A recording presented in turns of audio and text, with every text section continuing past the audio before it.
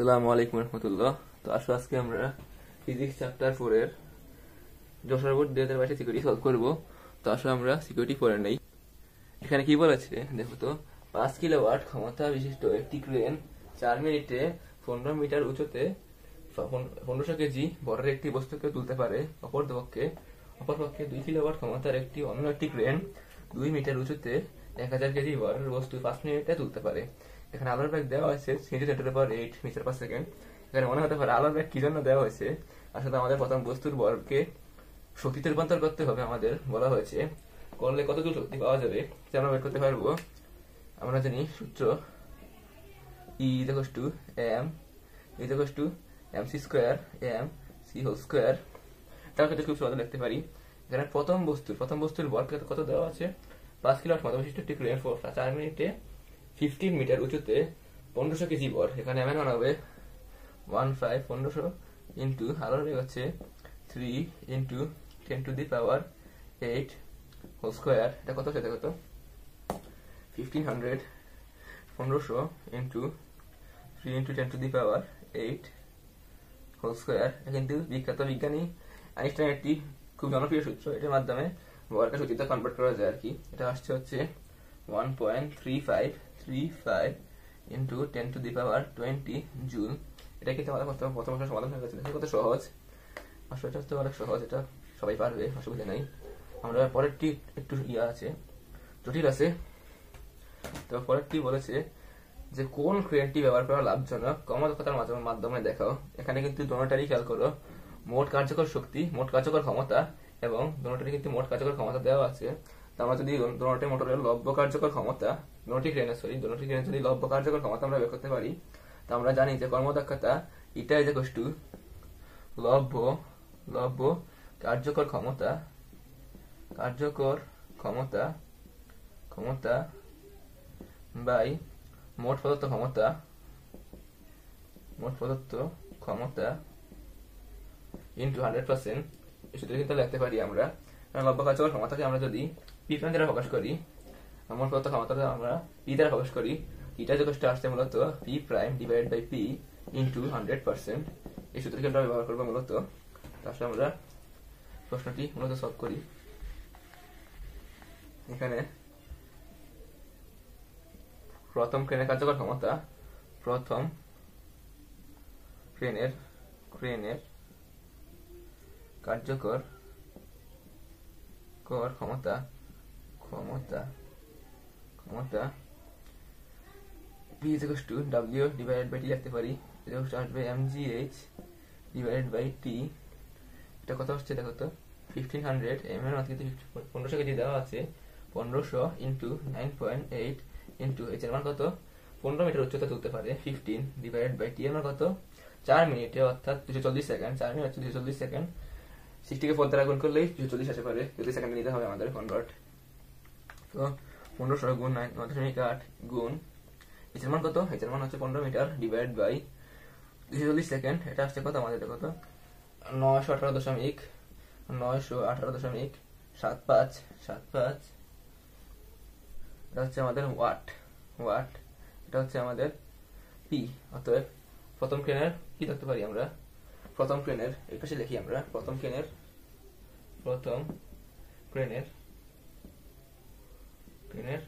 কর্মদক্ষতা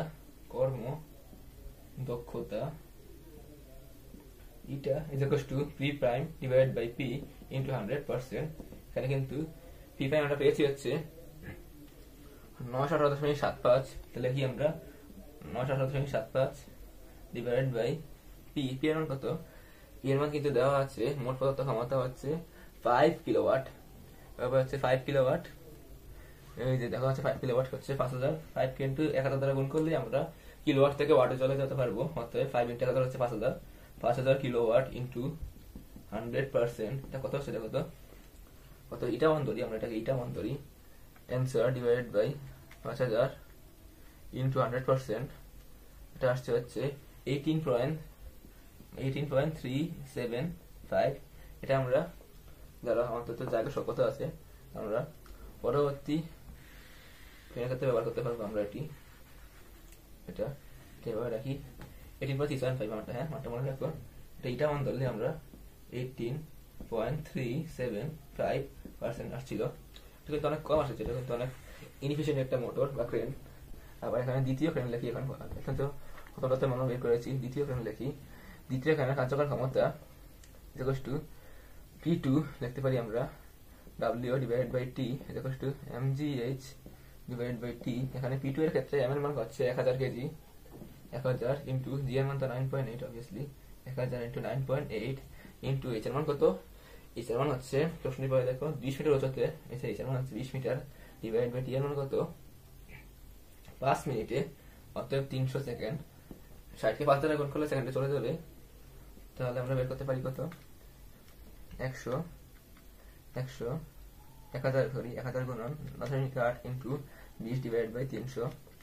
এটা হচ্ছে এটা এখানে না লিখি, যদি আমরা এখানে লিখি হচ্ছে 653.33 ওয়াট।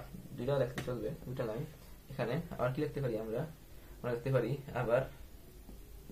আবার দ্বিতীয় মোটরের কর্মদক্ষতা আসবে কত, এটা 2 লিখতে পারি আমরা ইকুয়ালস টু, এটা হচ্ছে P2 প্রাইম লিখতে পারি P2 prime divided by P into 100%। এই মানটা তোমরা খেয়াল রাখো, আমরা ছোটদের কারণে এখানে লিখছি। অতএব লিখতে পারি কি আমরা, অতএব এটা 2 ইকুয়ালস টু কত আসবে, P2 প্রাইমের মান কত 653.33 653.33। এবারে কত দেওয়া আছে, 5 মিনিটে তুলতে পারে 2 কিলোওয়াট ক্ষমতার একটি অন্য একটি ক্রেন 20 মিটার উচ্চতে।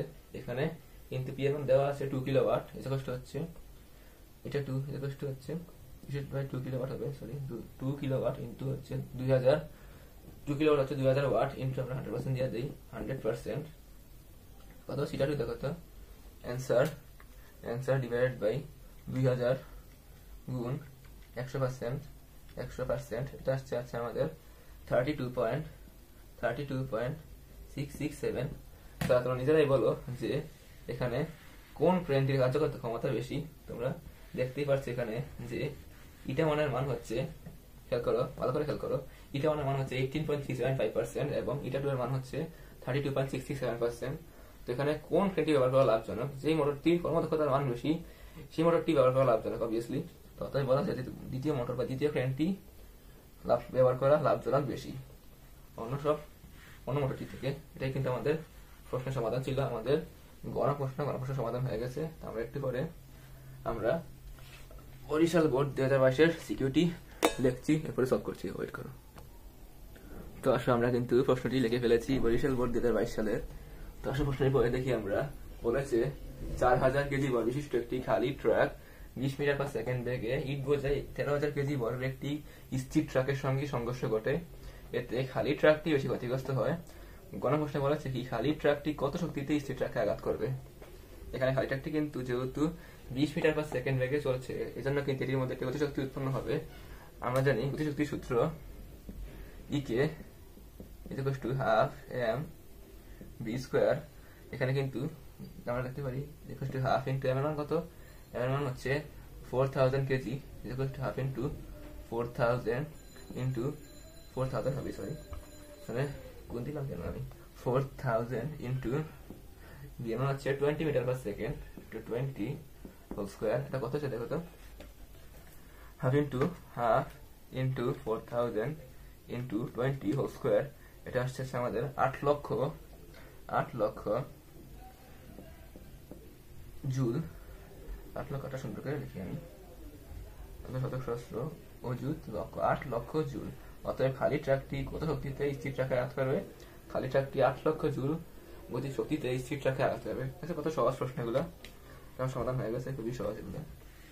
পরেরটি খেয়াল করো যে খালি ট্রাকটি বেশি ক্ষতিগ্রস্ত হওয়ার কারণ গাণিতিকভাবে ব্যাখ্যা করো। তা আমরা গাণিতিকভাবে ব্যাখ্যার ক্ষেত্রে একটি সহজ সূত্র অবলম্বন করতে পারি, সেটি হচ্ছে যে এটি কত বেগের পরিবর্তন করেছে। আমরা প্রথমে 4000 কেজি বর বিশিষ্ট যে খালি ট্রাকটি রয়েছে এটির বেগের পরিবর্তন বের করব। এরপরে আমরা 30,000 কেজি বরের যে স্থির ট্রাক আছে সেটির বেগের পরিবর্তন বের করব। এখানে খেয়াল করছে, এখানে কিন্তু আমাদের বলা যায় না যে 60,000 কেজির 13,000 কেজি যে স্থির ট্রাক স্থির ট্রাক যে রয়েছে আর কি, ইটবো যে স্থির ট্রাকটি, সেটি কিন্তু কোনো গতি বলা হয়নি আমাদের কাছে। তো আমরা ধরে নিব এটা গরম, ধরি ট্রাক দুটো সমবেগে চলবে, সংঘর্ষের পরে সমবেগে চলবে সংঘর্ষের পর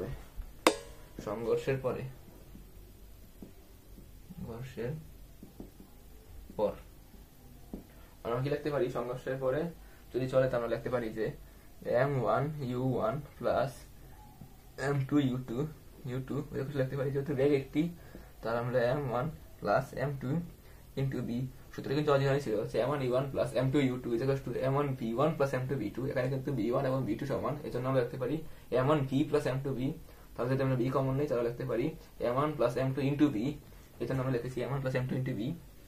লিখতে পারি কি, বা v আসবে m1u1 plus m2u2 divided by m1 plus m2 কত সেটা কত v আসছে, আগে মানটি লিখে নিই, 4000 কেজি, m1 এর মান 4000 ইন্টু u1 এর মান হচ্ছে 20 metre per second, 20 plus u2 এর মান কত, m2 এর মান 13000 কেজি, যেহেতু 13000 হবে, 13000 ইন্টু u2 এর মান 0 দেওয়া আছে, যেহেতু স্থির ট্রাক এই জন্য বেগের মান হচ্ছে 0 মিটার পার সেকেন্ড, বা ডিভাইড বাই m1 এর মান হচ্ছে 4000 প্লাস m2 এর মান হচ্ছে 13000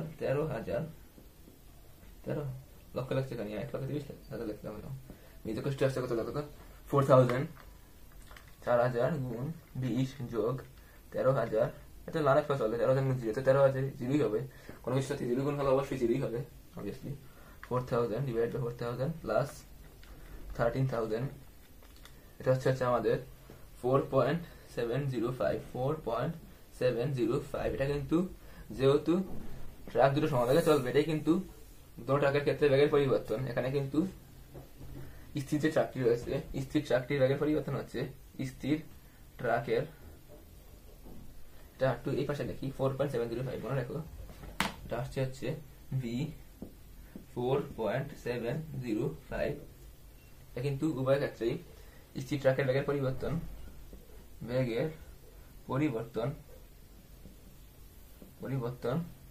এটা কিন্তু হচ্ছে 20 থেকে মাইনাস 4.705 হচ্ছে 4.705। এটা কিন্তু কত হচ্ছে, কত 20 মাইনাস অ্যান্সার, এটা হচ্ছে 15.29 মিটার পার সেকেন্ড। যেহেতু স্থির ট্রাকটি ইটবোঝাই স্থির ট্রাকটি 13000 কেজি যেটা বড় রয়েছে, স্থির ট্রাকটি কিন্তু আগেই স্থির ছিল, এক্ষেত্রে এটার আগের মান হচ্ছে 0 থেকে এটি 4.705 মিটার পার সেকেন্ড পরিবর্তন হয়েছে। অতএব এটির বেগের পরিবর্তন হচ্ছে ইটবোঝাই ট্রাকের, ইটবোঝাই ট্রাকের বেগের পরিবর্তন, এটা হচ্ছে হবে 4.705 মিটার পার সেকেন্ড। এটা তোমরা দেখতেই পাচ্ছ যে আমরা বলছিলাম যে ট্রাকটির বেগের পরিবর্তন বা যে বস্তুটির বেগের পরিবর্তন বেশি হবে সংঘর্ষের পরে, সেই বস্তুটি বেশি ক্ষতিগ্রস্ত হবে। এখানে কিন্তু খেয়াল করছো যে স্থির যে ট্রাকটি রয়েছে, স্থির ট্রাক না, এটা স্থির ট্রাক না, তো খালি ট্রাক খালি যে গতিশীল ট্রাকটি রয়েছে, গতিশীল খালি ট্রাকের বেগের পরিবর্তন হচ্ছে 15.29 মিটার পার সেকেন্ড। এবং ইটবোঝাই যে খালি ট্রাকটি রয়েছে, স্থির ট্রাকটির বেগের পরিবর্তন হয়েছে 4.705 মিটার পার সেকেন্ড। এখানে দেখতেই পাচ্ছ যে খালি ট্রাকটির বেগের পরিবর্তন বেশি হয়েছে, এটাই হচ্ছে খালি ট্রাকটির বেগের বেশি ক্ষতিগ্রস্ত হওয়ার কারণ। আমরা বলতেই পারি যে ট্রাকটির বেগের পরিবর্তন বেশি হবে, সেই ট্রাকটির বেগের পরিবর্তন না, ক্ষতিগ্রস্ত বেশি হবে। এক্ষেত্রে খালি ট্রাকটির বেগের পরিবর্তন বেশি, এজন্য খালি ট্রাকটি ক্ষতিগ্রস্ত হবে বেশি। আশা করছি বুঝতে পারছো। এটা কিন্তু আমাদের বরিশাল বোর্ড যেটা হচ্ছে সিকিউরিটি সলভ হয়ে গেছে। এভাবে কিন্তু আমাদের অধ্যায় 4 শেষ হয়ে গেল এসএসসি ফিজিক্সের। আগামী ক্লাসে আমি ফিজিক্সের চ্যাপ্টার 5 নতুন একটা অধ্যায় নিয়ে হাজির হবো। তোমরা ভালো থেকো। আসসালামু আলাইকুম রহমতুল্লাহ।